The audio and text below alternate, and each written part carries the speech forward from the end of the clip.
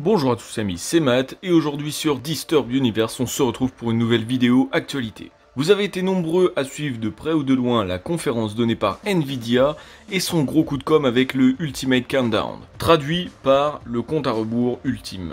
Aujourd'hui je vais tenter d'apporter un peu plus de précision sur ces nouveaux modèles. On verra également si cette génération marquera l'histoire comme le promet Nvidia. Et commençons par voir les cartes de cette nouvelle génération RTX 3000. Depuis ses débuts, Nvidia propose un panel de modèles graphiques pour chaque génération, allant de 50 à 80. On a eu la 550 ou encore la 750, la 950, 1050, mais pour la première génération de RTX, le premier modèle était la 2060. Aujourd'hui, avec cette nouvelle génération, le premier modèle commence avec la 3070 et monte jusqu'à la 3090. Et la vente de ces nouveaux GPU commence dès le 17 septembre. Et ce que Nvidia promet pour le moins très novateur et permet de garder une longueur d'avance sur son concurrent principal, AMD, mais aussi de prendre un pas d'avance sur la Xbox Series X et la PS5.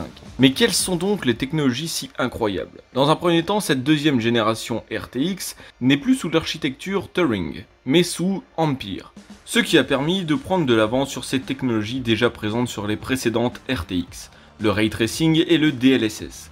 Et en parallèle de ça, DirectX 12 Ultimate est proposé comme un standard pour cette génération. Mais ce n'est pas tout, Nvidia promet quelque chose de futuriste. Sur leur site officiel, il est mentionné que la RTX 3090 serait en mesure d'afficher du 8K en HDR. Sachant que pour le moment, la prochaine norme à s'installer est le 4K HDR. Nvidia est définitivement loin devant tout le monde. Au niveau des specs techniques, Nvidia a dévoilé tout ça hier. Les informations sont brutes, mais nous pourrons les comparer avec les précédentes RTX. La grosse nouveauté est au niveau des cœurs CUDA, qui en compte 5888 pour une 3070 et 10496 pour une 3090, ce qui monte jusqu'à 2 fois plus de rendement que la précédente génération.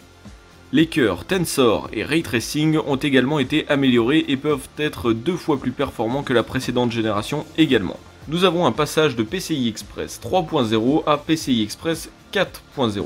A noter que les RTX 3000 sont compatibles avec le PCI Express 3.0, mais seront légèrement bridés.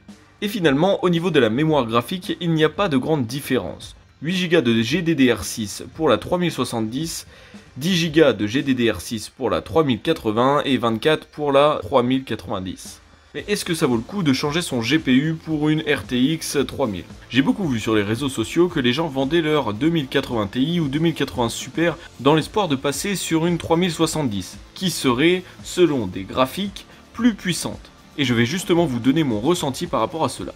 A titre comparatif, la 2080 Ti embarque 11 Go de GDDR6, alors que la 3070 est à 8 Go de GDDR6. Pour les cœurs CUDA, la 2080 Ti n'a que 4352 cœurs, contrairement aux 5888 de la 3070. Mais je ne pense pas que la 3070 soit plus puissante qu'une 2080 Ti.